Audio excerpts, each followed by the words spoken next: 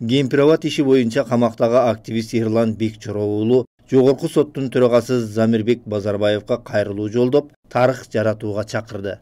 Урматтуу Базарбаев Замирбек Курамаевич, Кемпирабадты коргоп, мыйзамсыз абакта жаткандар 2022 жылдын 23 октябрынан бери сотторду, бийликти, тергөөчүлөрдү мыйзам талаасына чакырып келебиз. Биздин бул саясий күрөштө сот адилеттүүлүгүн бийликтен талап кылганыбыз сиздин сот системасына реформа кылам деген ниетиңизге чоң жардам.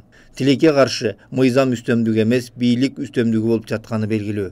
Буга чейин 5 жолу соттук отурумда тергөө кызматкерлери тарабынан одоно мыйзам бузуулар болуп жатканын жактоочулар аркылуу өтүнүч келтирген. Натыйжа жок. Сиздин ишеним арткан шаардык, райондук соттогу кадрларыңыз биздин мыйзамдуу үнүбүздү уккан жок.